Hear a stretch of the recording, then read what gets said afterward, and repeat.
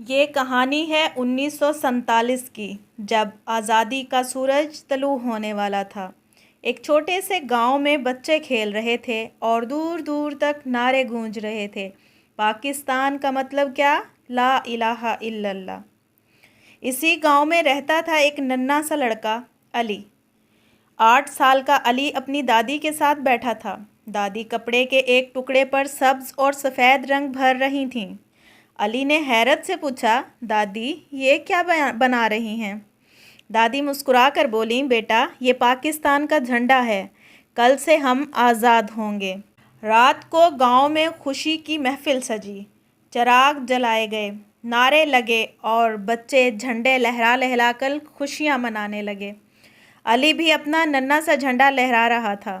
پھر آیا وہ دن، 14 اگست 1947۔